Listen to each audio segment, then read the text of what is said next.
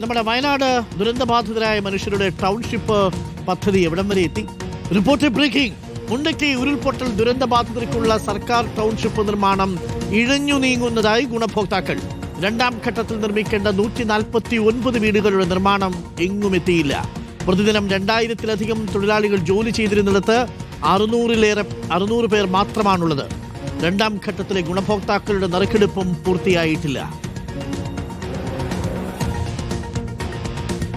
178 face 1 കാറ്റഗറിയിൽ പെടുന്ന 178 പേരിൽ ഭൂരിഭാഗം ആളുകളോളം ഇന്നിപ്പോൾ താമസാക്കിയിട്ടുണ്ട്. ഇനി രണ്ടാം ഘട്ടം 149 പേരുണ്ട്. അവരുടെ പുനരധിവാസം എത്രയും പെട്ടെന്ന് തന്നെ ഉറപ്പുവരുത്തണം. കാരണം എന്താ വെച്ചാൽ ഈ ഫേസ് 1 പെടേണ്ടതായിട്ടുള്ള ആളുകൾ തന്നെയാണ് അവർ. പക്ഷേ സർക്കാർ മാനദണ്ഡ പ്രകാരം face 1, face 2A, face 2B എന്നൊരു കാറ്റഗറി തിരിച്ചതുകൊണ്ട് ആശങ്ക അവർക്കുമുണ്ട്. കാരണം എന്താ വെച്ചാൽ ഫേസ് 2A-കാർക്ക് 149 പേര് വരുന്ന ഫേസ് 2-കാർക്ക് എത്രയും പെട്ടെന്ന് തന്നെ അവരുടെ പുനരധിവാസം സജ്ജമാക്കണമെന്നാണ് നമുക്ക് പറയാനുള്ളത്. പണി ചെറുതായിട്ട് എഴുതുന്നു എന്നൊരു ആശങ്ക എല്ലാവർക്കും ഉണ്ട്. അത് മാറണം. ദീപക് ഉണ്ട് കൂടുതൽ വിവരങ്ങളുമായി. ദീപക്, സർക്കാർ മാറി, പുതിയ സർക്കാർ വന്നു. പക്ഷേ ടൗൺഷിപ്പിലെ നിർമ്മാണം പഴയ രീതിയിൽ നടക്കുന്നില്ല എന്നൊരു വിവരം വരുന്നുണ്ട്. എന്താണ് ഇപ്പോൾ ടൗൺഷിപ്പിലെ അവസ്ഥ?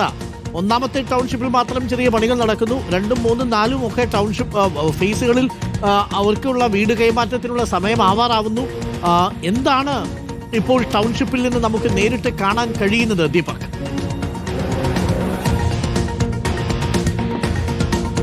അരുൺകുമാർ, ഉരുൾപൊട്ടൽ ദുരന്ത ബാധിതർക്കായി സർക്കാർ നിർമ്മിച്ച ടൗൺഷിപ്പ് കൽപ്പറ്റ എൽസ്റ്റൺ എസ്റ്റേറ്റിലെ ടൗൺഷിപ്പിലാണ് ഞാനിപ്പോൾ ഉള്ളത്. 5 ഫേസുകളിലായാണ് ടൗൺഷിപ്പിൽ വീടുകൾ ഗുണഭോക്താക്കൾക്കായി സർക്കാർ നൽകുന്നതായി തീരുമാനിച്ചത്. അതിൽ തന്നെ ഏറ്റവും ആദ്യമായി ദുരന്തത്തിൽ എല്ലാം നഷ്ടപ്പെട്ട വീടുകളും അതുപോലെ തന്നെ ഉറ്റവരെയും ഉടയവരെയും നഷ്ടപ്പെട്ട ദുരന്തബാധിതർക്കായിട്ടുള്ള 178 പേർക്കാണ് ഫേസ് 1 വീടുകൾ ആദ്യം സർക്കാർ നൽകിയത്. അതിൽ തന്നെ 120 കുടുംബങ്ങൾ ഇപ്പോൾ താമസമാക്കിയിട്ടുണ്ട് 178 വീടുകളിൽ. അതേസമയം രണ്ടാം ഘട്ട ഗുണഭോക്താക്കൾ എന്ന് പറയുന്ന 149 വീടുകളുടെ ഉള്ള സ്ഥലമാണിത്. ആ ദൃശ്യങ്ങളാണ് നമുക്ക് കാണാം. 149 വീടുകളുടെ നിർമ്മാണ പ്രവൃത്തി ഇഴഞ്ഞു നീങ്ങുന്നു എന്നാണ് ദുരന്തബാധിതരായിട്ടുള്ള ആളുകൾ പറയുന്നത്. നേരത്തെ തന്നെ, അതായത് ഫേസ് 5 ഫേസുകളായിട്ടുള്ളതിൽ ഫേസ് 4-ലാണ് ഏറ്റവും കൂടുതൽ വീടുകളുടെ നിർമ്മാണ പ്രവൃത്തി ഇഴഞ്ഞു നീങ്ങുന്നതായി ദുരന്തബാധിതർ പറയുന്നത്. കഴിഞ്ഞ ദിവസം, അതായത് കഴിഞ്ഞ മാസം 31-ാം തീയതി കൃഷിവകുപ്പ് മന്ത്രി ടി സിദ്ദിഖിൻ്റെയും ഒപ്പം മന്ത്രി ഷാജിയുടെയും നേതൃത്വത്തിൽ ഒരു ഉന്നതതല യോഗം ചേർന്നിരുന്നു. ഊരാളുങ്കൽ ലേബർ കോൺട്രാക്ട് സൊസൈറ്റിക്കാണ് ഇതിൻ്റെ നിർമ്മാണ ചുമതല. അവരോട് അതുമായി ബന്ധപ്പെട്ട് കൂടുതൽ തൊഴിലാളികളെ എത്തിക്കണം, അതിനുള്ള നിർദ്ദേശം നൽകി എന്നൊക്കെ മന്ത്രി പറഞ്ഞെങ്കിൽ പോലും ഈ ദൃശ്യങ്ങളിൽ കാണുമ്പോൾ നമുക്ക് മനസ്സിലാകും എതിർഭാഗത്തുള്ള വീടുകളുടെയൊക്കെ നിർമ്മാണ പ്രവൃത്തി ഇഴഞ്ഞു തന്നെയാണ് നീങ്ങുന്നത്. ചില വീടുകളുടെയൊക്കെ തേപ്പ് പൂർത്തിയായി, എന്നാൽ ചില വീടുകളുടെ വാർപ്പിൻ്റെ തട്ടെടുത്തിട്ടില്ല. അതേസമയം ചില വീടുകളുടെ കോളം കെട്ടിയിട്ടിട്ടുണ്ട്.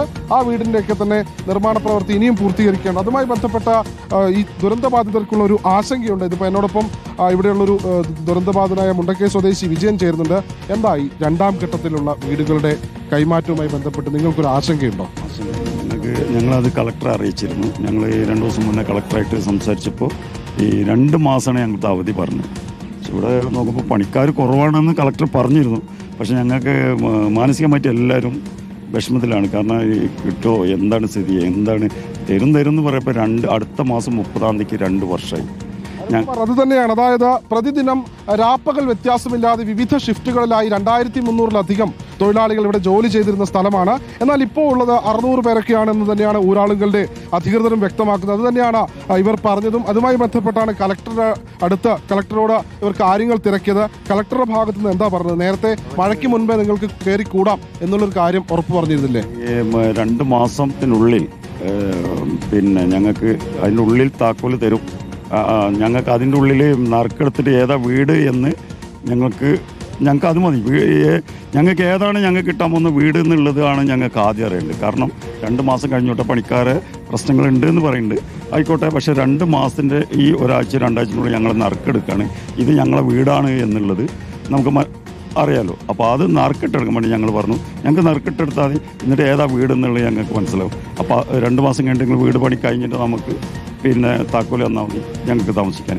പക്ഷേ നേരത്തെ LDF സർക്കാർ ഉണ്ടായിരുന്ന സമയത്ത് പണി വളരെ വേഗത്തിൽ നടന്നിരുന്നു. ഇപ്പോൾ പണി സ്പീഡ് പോരാ, വേഗത കുറവുണ്ട് എന്നുള്ളൊരു അത് കഴിഞ്ഞ ആ 10,000-3000 ആൾ പണിയെടുത്ത സ്ഥലത്ത് നിന്ന് പെട്ടെന്ന് 600 ചില്ലറ ആളുള്ളൂ ഇപ്പോൾ ടോട്ടൽ. അപ്പോൾ അതുകൊണ്ട് ഇത്രയും പണി പെട്ടെന്ന് നീങ്ങാൻ സാധ്യതയില്ല. പണിക്കാർ മൊത്തം കേരളത്തിൽ പ്രശ്നമാണെന്നാണ് കളക്ടറും പറഞ്ഞത്. ഈ ഒരാളെങ്കിലിൻ്റെ ഞങ്ങൾ ഇവിടുത്തെ മെയിനായുള്ള ആളെ കണ്ട് സംസാരിച്ച് എല്ലാ കൃത്യമായിട്ട് അയാൾ പറഞ്ഞു തന്നിട്ടുണ്ട്. എന്തായാലും 2 മാസം കൊണ്ട് വീട് ഞങ്ങൾക്ക് 2 ലിസ്റ്റിലായിട്ട് 107 വീടുകൾ ഞങ്ങൾക്ക് കിട്ടാനുണ്ട്. അതുപോലെ ഈ 49 ഉള്ള ആളെ ലിസ്റ്റില്ലേ, അത് ഇതിൽ വന്നിട്ടില്ല. ആ ലിസ്റ്റും അവർക്കും കൂടി ഒരുമിച്ച് ഇപ്പോൾ ഫസ്റ്റത്തെ സ്റ്റോണിലൊക്കെ വീടുകളുണ്ട്. അതാണ് ഒരു ആശങ്കയുണ്ട് എന്നുള്ളതാണ്. നമുക്ക് കൂടുതൽ വിവരങ്ങൾ ആരായേണ്ടതുണ്ട്. ഇപ്പോൾ പ്രേക്ഷകർ കാണുന്നത് ദീപക്, നമ്മളിപ്പോൾ കാണിച്ചുകൊണ്ടിരിക്കുന്നത് 2ാം ഘട്ടത്തിലെ വീടുകളാണ്. നിർമ്മാണ പ്രവർത്തനങ്ങൾ എങ്ങും എത്തിയിട്ടില്ല എന്നുള്ളതാണ്. അവിടെ 140-ലധികം ആളുകൾക്ക് 2ാമത്തെ ഘട്ടത്തിൽ ഗുണഭോക്താക്കളായിട്ടുള്ളവർക്ക് വീട് കൊടുക്കണം. ഇതാണ് വീടിൻ്റെയൊക്കെ അവസ്ഥ. 10,000-2000 പേര് പണിയെടുത്തിരുന്ന സ്ഥലത്ത് ആകെ നോക്കിയാൽ ഒരു 600 പേരെ കാണാം എന്നുള്ളതാണ്. പ്രേക്ഷകർക്ക് കാണാം. ഇവിടെ ആകെ 2 പേരാണ് ഇപ്പോൾ തൊഴിലാളികൾ അങ്ങോട്ട് പോകുന്നത്. ഒരു വണ്ടി അവിടെ നിർത്തിയിട്ടിട്ടുണ്ട്. അവിടെ 2 JCB അതിൻ്റെ ഭാഗത്തപ്പുറത്ത് ചെറിയ JCB അവിടെ നിർത്തിയിട്ടിട്ടുണ്ട്. ഇതൊക്കെയാണ് ദൃശ്യങ്ങൾ നമ്മൾ കാണുന്നത്. ഇത് നമ്മൾ ആക്ച്വലി അവിടെ ഒരൊറ്റ ഒരാളെ നമുക്ക് കാണാൻ പറ്റുന്നില്ല കേട്ടോ. പണി നടക്കുന്ന സ്ഥലങ്ങൾ, പണി ഇപ്പോഴും നടക്കേണ്ട സ്ഥലമാണ്. തൊഴിലാളികളില്ല എന്നുള്ളതാണ് ഒരു പ്രധാനപ്പെട്ട കാര്യമായി പറയുന്നത്. 12,000 പേര് തൊഴിലെടുത്തുകൊണ്ടിരുന്ന ഒരു ടൗൺഷിപ്പിലെ 2ാം ഘട്ടത്തിലെ നിർമ്മാണ പ്രവർത്തനങ്ങൾ ഇഴയുന്നു എന്നാണ് ഇപ്പോൾ അവിടെയുള്ളവർ നമ്മളോട് പറയുന്നത്.